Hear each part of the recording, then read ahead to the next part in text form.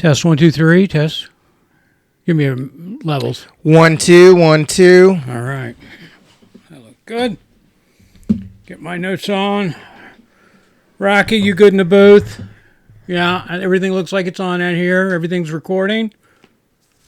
And hello and welcome to another episode of Streaming Without a Paddle. I'm Andrew. And I'm Ted. This week, Ted and I took on the Netflix original feature presentation, Remarkably Bright Creatures. It dropped on May 8th, so we're just a couple days out. Yes. Starring the great Sally Field, Lewis Pullman, Alfred Molina, who crushes it. I don't know whenever he doesn't. Cole Meany, Kathy Baker, Laura Harris, Dan Payne, Joan Shen, Beth Grant. Am I missing anybody? What's it? Wait, I think I'm missing one person. Yes, Sophia Black-Deella. Did you say Lewis Pullman? I did, but Sophia's the love interest. All right. I missed that. I'm sorry. said Lewis Pullman. Okay, I missed that. I'm listening, watching, and making sure He's checking on everything. everything's rolling. Everything's doing right. We good? We had some technical difficulties last week, so I'm avoiding that at all cost this week. All right, let me give you a little synopsis on this. Sally Fields plays a widow, and she's also lost her son. What is that called when you lose your son? If you lose your husband, you're a widow. If you lose your son, is there a word? Yeah, I guess know. you're widowed in general because you're not. Well, if a guy loses his wife, we're a widower. I don't think there is really a word for besides saying my son passed away. Okay. If there's somebody smarter than us out there, please let us know. Yeah, go ahead and, make a note somewhere on one of our social media platforms there, and we'll be happy to educate ourselves. Anyway, she plays a widow, and she's lost her son in a tragic accident, and not going there. Let you find out, because we try to do our best to be spoiler-free. And it's pretty, that does not come until about 70% through the movie. Yeah. You really do not know what happened until very far into the movie. Right. And I'll get into that in a minute. Anyway, Lewis Pullman, who plays Cameron, and by the way, Sally Field's character's name is Tova. Never heard that name before. Have you? I have a girl that I went to grad school with a year below me was named Tova Settle. Oh, okay. All right. Well, there you go. That was a first for me and a second for Chad. Anyway, Lewis Pullman plays Cameron, who's in search of his father because he has lost his mother, and he's got a chip on his shoulder. Mm-hmm. And he's living in a van. Literally down by the ocean. Yeah. Not to Chris Farley. In the bay. He's living in a van down by the bay. I live in a van down by the river. Oh, man. I thought... I sometimes, on a totally separate note, I really want to do that. Live in one of those vans and just drive around. No, my wife and I, we've talked about van life in it. That's what it's called, van lifer. Mm-hmm. We've talked about. Matter of fact, we've gone and looked at them. How much they're like $100,000, aren't they? Well, anytime you buy something new, you're paying a premium, right? And you can get one that's cars are the worst when it comes to depreciation and value. I kid you not. If you drive off the lot and you come back 7 days later and say, hey, I don't want this car, you're more than likely not going to get your money back. Yeah. Right? They're going to make you an offer. And it's going to be about $10,000 less than you bought it for. Yeah, you're going to find out what the markup is. I have never had a new... I take that back. When I was in high school, my dad leased a Jeep Wrangler for me, and it had 11 miles on it. A little 4-cylinder Jeep Wrangler, 1993 or 4. Yeah. 94, because I would have turned 16 in 95. All right. Yeah. What? Yeah, but that's the only new car. Every other car I've had has been a very used hand-me-down. Right. No, I'm trying to think. I've had two new cars in my lifetime. The rest of them have been used. That's it. And I've had lots of cars. Yeah.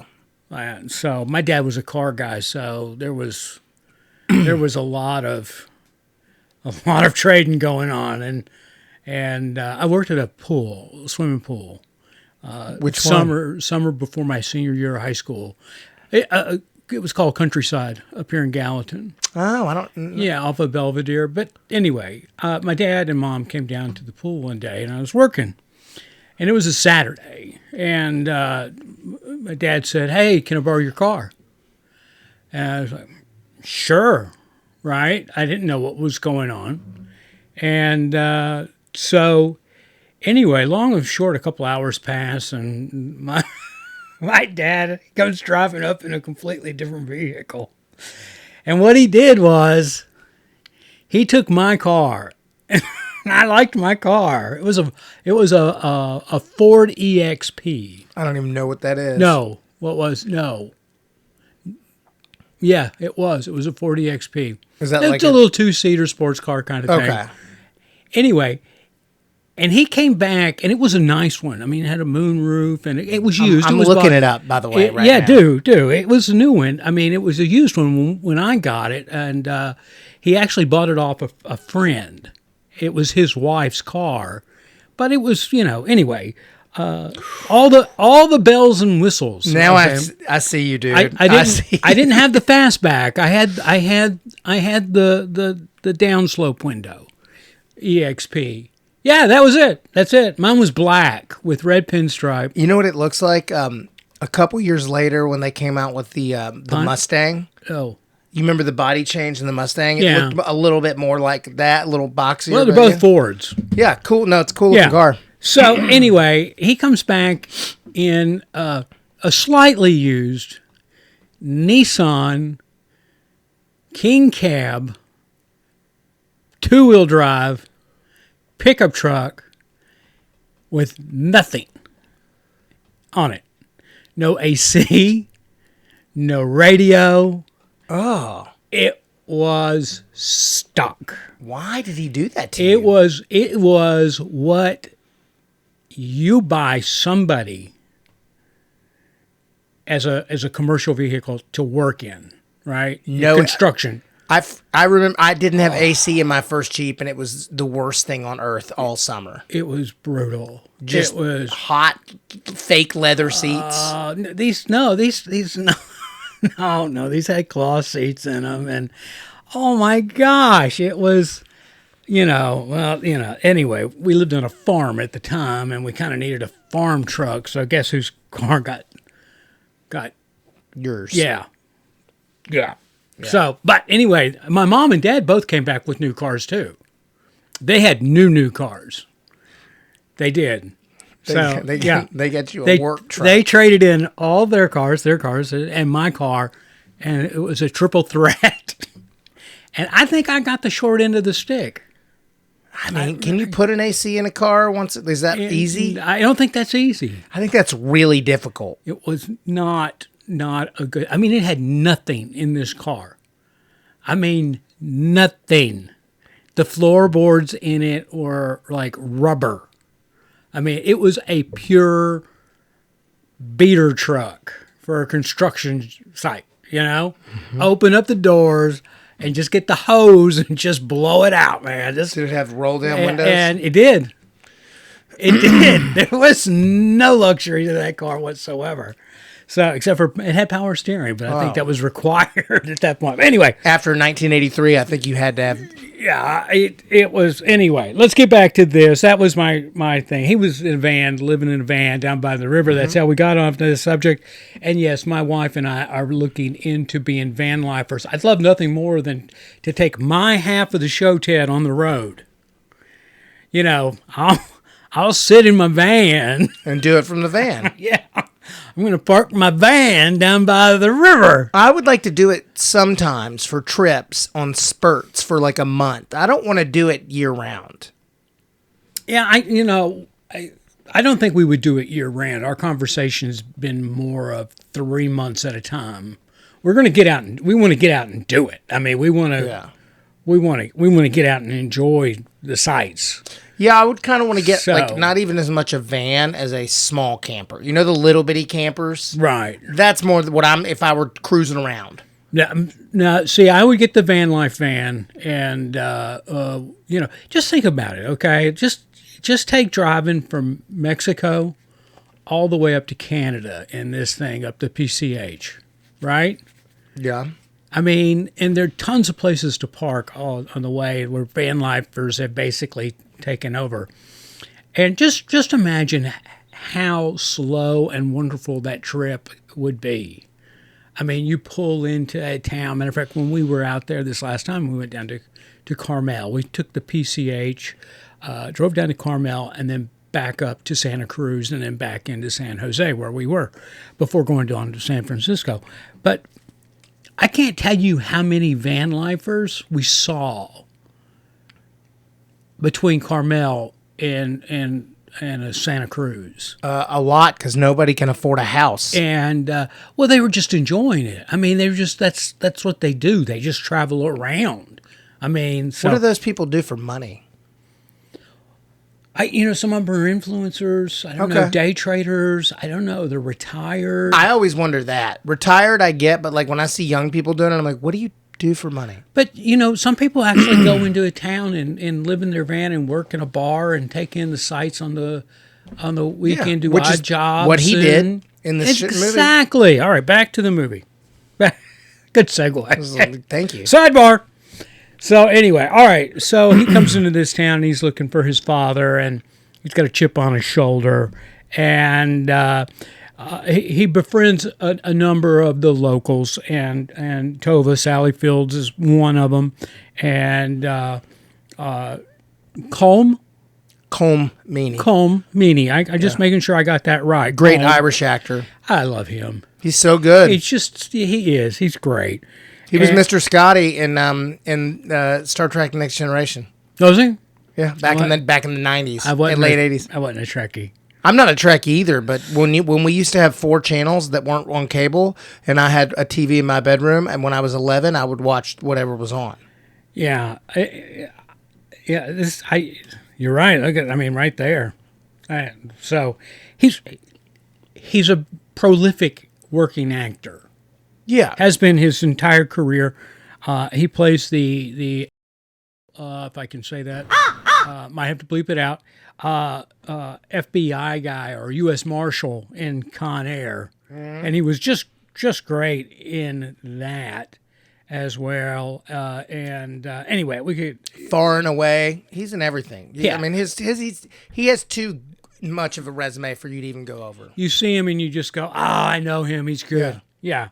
Anyway, so Cameron befriends a number of people in this town, and he kind of falls for a young lady in the town, and he's settling in his roots. And so this movie is, and he works at an aquarium. I can't forget that. Which, by the way, you know where this movie was shot? Vancouver. Yeah. They refused to shoot I had anything. to push the button. I knew it. I didn't even have to look. I knew it was Vancouver. That was gorgeous. Yeah. That was gorgeous. I mean, why would we shoot anything in the United States? It was gorgeous. Anyway, he works in a little aquarium as he's trying to pick up money. He's filling in, actually, for Sally Fields' character, Tova, because she has injured herself. And that's how they befriend each other, is she's kind of mentoring him through the process as the after-hour cleaning person. And of course, there's this whole story is tied together by the VO of an octopus. He was so good. It was. I thought that was such a lovely, because you could have told the story without the octopus, but that little element just made it wonderful for me. I was not on board with the octopus for a little bit. All right. But then about 5 minutes into him talking, Yeah. I was like, "Oh no, I love you now. Yeah. He's such a good actor." No, it is. You kind of think when it first starts out and the narration of this story is being told through the eye of this octopus, you're going, oh, this is going to be hokey. Yeah. But I tell you what, it was a tremendously wonderful storytelling element. And by the way, this movie is based off the book, a book of the same name. That I'm trying to find out who wrote it. I made some notes here, going in here. Now it was adapted to the screen by the director, and that is Olivia Newman. Which I'd love to hear her backstory, right? Because she doesn't have a huge resume, and Ted, she's right around your age. Is she? And she's just kind of breaking out, and I mean, Where the Crawdads Sing was a pretty big deal. She did that one. yeah. But she doesn't have a lot. I figured out she graduated from high school, private high school, in what was it? What did I come up with? 1996 for some reason? Yeah, she graduated in 96 from the Hudson School. Okay. I'm going to say she looks a bit older than Now, me. when did you graduate? 98. 98, so she's just a little older than you. A couple years older. So she's Probably 48. She found herself later in life, so to speak. Well, yes, that is true. This is only her third feature. I mean, she's on but the shorts weren't all directed by her either. Yeah. They were written and or produced, not just directed. Anyway, this is based off of the book of the same name by Shelby Van Pelt. So there you go. Which isn't that old because it was published in 2022. So they really got on top of this one. They went in production in 2025 on this movie and turned and burned and got it out. Yeah. Had a limited release at the theater. And by internet rumor standards, they had an $80 million budget on this thing. And in its limited release, which, if my understanding of reading this correctly, was just in New York City. Probably. And it grossed in 1 week's time $150 million? What? Maybe 2 weeks? Wait, rewind. This movie was out for 2 weeks and made $150 million. That's what I'm thinking.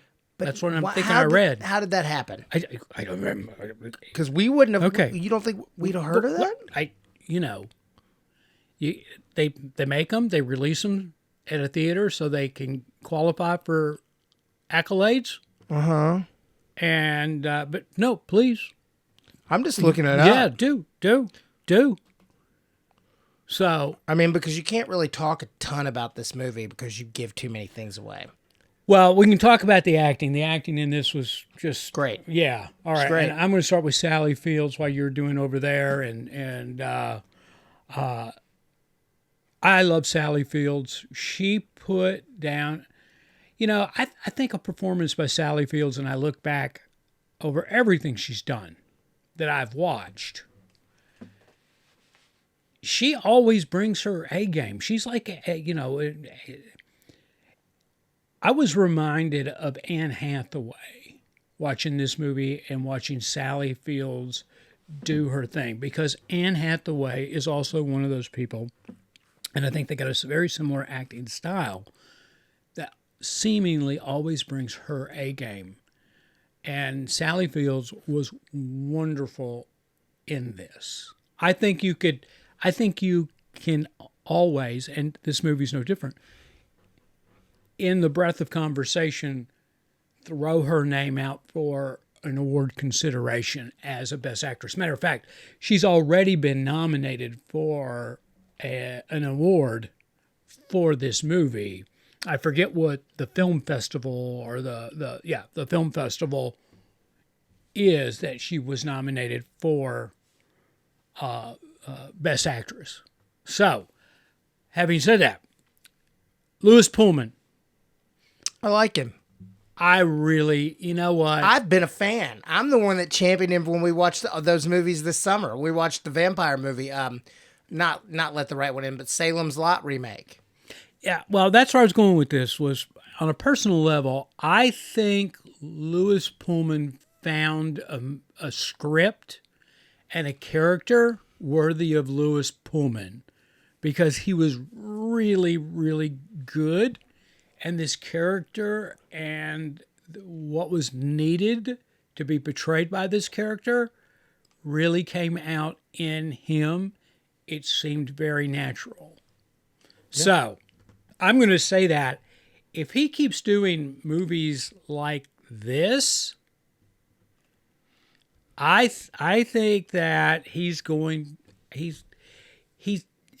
be one of those very sought after actors.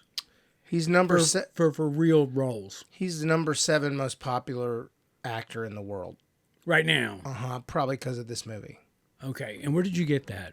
Educate me. His star meter is number 7. Oh, okay. Yeah. Yeah. All right. That's kind of how you can tell who's popular, you know. Okay. Well, I mean, this movie did not hurt him by any means. No. As a matter of fact, I'm going to say this movie helped him because this was his kind of role. We already touched on Colm Meaney. You just love him. He does that character that he plays really well, and it was not a disappointment here. Now, I'm going to say I did not read the book, but I loved this adaptation of the story, and I understand that the director, Olivia Newman, worked very close with the writer, Miss Van Pelt. Okay. And in adapting this script, I thought it was wonderfully written. Yeah, I mean, I don't really have anything bad to say about this movie. I mean, there's a couple parts where, and what do I know? There's a couple parts where I was like, that seems a little bit long. But that's about it. Not that many. Really one or two where I was like, okay, all right, we could have wrapped this up. But also, like, you're letting a character have an emotional thing, and so sometimes you got to let that breathe. Yeah.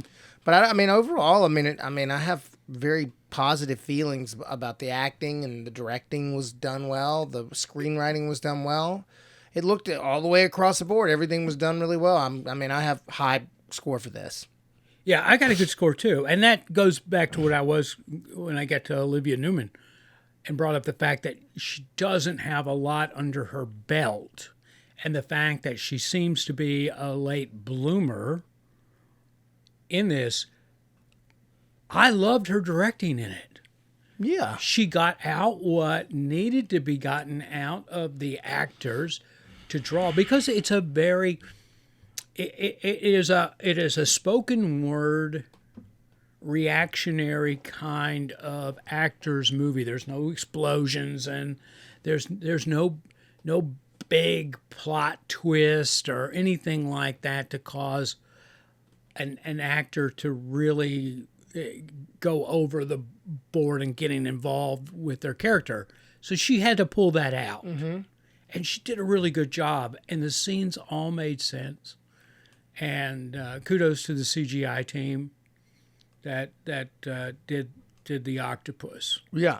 I mean, you could tell, but you couldn't really tell. It wasn't obvious. You can tell that the rock creature in the Ryan Hail Mary is not a... Have not seen it. I haven't seen it either, but you can tell in the trailer. You're like, well, it's clearly it has to be CGI, because guess what? Rocks and octopuses don't freely talk to people. Oh, well, I have a family member that has seen Hail Mary 4 times already. Okay. I mean, that's like Star Wars 1 level of viewership. Yeah. Or I mean, I saw Home Alone 4 times in the movie theater. What movie have you seen the most? I mean, when it came out at the theater, you just repeatedly went, and I want to see that again. I want to see that again. Probably Home Alone 4 to 6 times. Really? Yeah, because I was 12. Okay. No, I'm not 11. I'm not. I mean, and it was like that was the thing you did. Right. And that was right when the Indian Lake movie theater that's now a mega church opened up. Right. And so it was like every Friday you would go to the movies. Mine was Grease, and if memory serves me correctly, 7 times. Oh, Grease? But I got thrills. they're multiplying. And I'm losing control. That was actually pretty good. Chad. I've seen Grease quite a few times. Paige has been working with your vocal Paige skills. tells me I'm the worst singer ever. The She's like, you should not sing. Paige and Ted duet. I'm waiting for it, man. She's like, you're talented at a lot of things, and singing isn't one of them. Paige, I don't think you're right. I think Ted's got it in it. Let's do a musical, sweetie. I mean, I'm being serious here. No, and it wasn't one of those things that, and I didn't mind it. It wasn't one of those things. I probably saw it 2, maybe 3 times on my own need. But it was like you go to a birthday party or something, and we're gonna go see a movie, or you go over to somebody's house and to spend the night on a Saturday night. They take you to the movie, and that's what we ended up seeing was Grease. Now, I've had some VHSs I've watched over 100 times, but yeah. Well, there was one occasion that we watched it twice.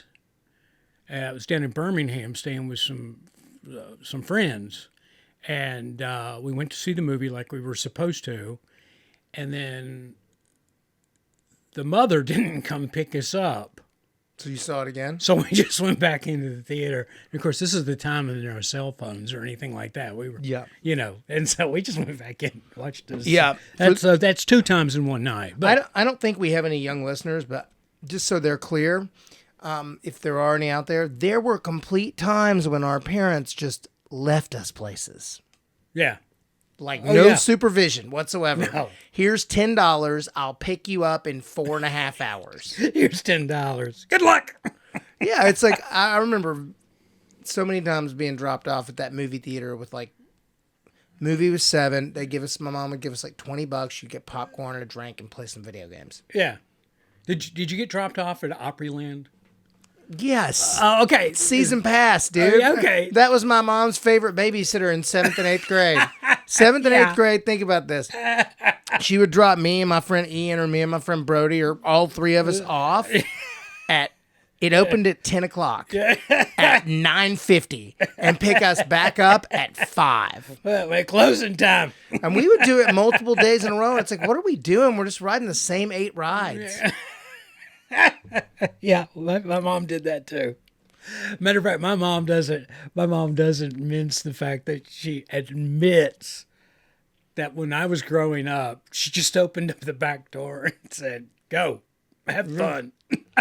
Yeah. I don't think you can do that today. No, dude, I had a 4-wheeler and I was jumping stuff in the field next to our house. One time I got clotheslined by a dock cord I didn't see. I was just tearing up on a little 4-wheeler. I was like 9. Like, no way would that happen now. Oh, man. Anyway, all right, Ted, let's get to some numbers on this thing, okay? 8.3. No, you cheated. You saw my notes. I didn't. I'm an 8.3. Yeah. I am an 8.3. It's above a 7, and it's to me. Yeah, this was wonderful. Now, I want a preference for this. I think if you're going to really enjoy this movie, you've got to be over 40. Oh yeah, I want my listeners out there to know. This is not for kids. I think over 30. I think once you get to the point of like you have to be able to chill to watch this movie. You have to there's no flashy things in it. No, it's a storytelling story. Which is great. It was wonderful. Listen, I like to watch stuff blow up too, but not oh man, did we talk last week about how I tried to watch that Mission Impossible movie? No. Oh, this is it, and then we can wrap it up. Okay. I tried to watch that Mission Impossible, the new one, and I was like, I guess. I mean, I know that he's actually doing the stunts, and I love Tom Cruise, but I was like, I don't know, dude. Why are you doing this? You're 62. Why are you jumping off a cliff? Because he's Tom Cruise. I wouldn't do it. If somebody were like, hey, we can't get your stunt double, I'd be like, well, then I guess you better CGI it. I'm not doing jumping off a cliff. All right. Well, I'm going to go back and not that it matters one bit. Rotten Tomatoes, the score on this was collectively an 81, an 8.1. Now, here's the funny thing is the audience meter on this was 9.2, and the critics were an 8. Well, that can't work out. 8.3. So that, just to put it in perspective, that's where this movie went, and in the world of tomatoes. And IMDb gave this has to be the highest IMDb, 7.9. It's pretty high. That is huge. Pretty high. So, Ted, let's take a moment though, and let's set a standard for our listeners and society. I said 40, you said 30. You got to be 35 or older. Can we agree on that? 35 or older. 35 and older. Yes. But I do want a preference. It will probably help if that 35-year-old is a female. Yeah. Right? I think an older guy would need to be older to kind of fully appreciate the story and the storytelling of this movie. But a woman, young lady, she'll pick it up real quick. Mm-hmm. Yeah. All right. We're in agreement. Yes. See, society, we can get along. We can get along. We can get along. Look at that. It's not my way or the highway. No. It's a 35. 35. 35. All right. Well, last week, Ted kind of jumped in and took my rewind, and so I'm going to rewind my rewind, and my rewind is Notting Hill. Hugh Grant and the lovely and talented Julia Roberts. And I guess I should preference Hugh Grant as the handsome Hugh Grant. Yeah. And it's 2 hours long. It's 1999. It's a romantic comedy. If you haven't seen it, and it was available on, I believe, Prime Video is where you could watch this. Not rent it, but watch it. I think that's where it was available on streaming. So, no, Netflix. Sorry, just found it. Netflix. So, anyway, that is what it's about. Is Hugh Grant owns a bookstore, and Julia Roberts plays a starlet who's in England promoting her latest film, and their paths cross, and it becomes one of these love at first sight kind of things, especially on her end. So, it's just a cute romantic comedy. The characters are in it are just so vibrant. It's not funny. Yeah, it's great. Yeah. So, again, that's Notting Hill. And the movie today was Remarkable Bright Creatures. Bright Creatures. And it was what was that? What was the length on it? It wasn't that bad. Hour and 52. Okay. Didn't seem it. Yeah. It moved quick. Sally Fields, Lewis Pullman, which, by the way, he's in the new Spaceballs. Playing his dad? The son of his dad. That His makes dad's sense. in it. That's yeah. great. So, anyway, there you go. Ted, anything else? Finished Rooster. I think we're doing that tonight. Great. We go to bed a little earlier now than The 10 o'clock start time? Rooster's drop time. And so we have to postpone that. Yeah, I really enjoyed it, but it did take 3 episodes to get into it. Really? Yeah, but I really enjoyed it. Oh, man, I was hooked from the get-go. Matter of fact, we've been playing catch-up on the series, and we watched, because we missed a week. So last week we watched 2 episodes back-to-back. And at the end of those 2 episodes, I've told my wife, I said, this is every bit as good, not saying better, just as good as Ted Lasso. Yeah. And so... Well, I'm curious about this new season of Ted Lasso. Yeah. And that comes out very shortly. Mm-hmm. Very shortly. June 6th, I believe. Something like that. Yeah, we're just weeks away. Oh. All right, guys. Anything else, Ted, you want to discuss? No. You want to throw out there? No? No. No? Any projects? Anything? Or you got any? What's the scoop out there, Ted? I mean, nothing really. I'm doing something in the fall. They call in September called a vertical, which is basically a TV show shot, so you can watch it on watch it on your phone. Okay. So we'll see what that's like. Right. And then that's about it. Working on a little script thing with some friends of mine. Probably going to do that in the fall. But that's like a real one. That's like a, sit down and set up shots and shoot it thing. Well, a couple of months ago, I found my sequel to Honey, I Blew Up. Oh, yeah. Blew Up the Baby, or the kid, I guess is what it ended up being. And I've been going back, and I'm slow writing it, rewriting it. So you can pitch it? No. I want to go back and, it's been fun doing that. So rereading it. And so I'm tweaking and I've got a little bit more experience in my belt. I was like 24 years old when I wrote that. Yeah.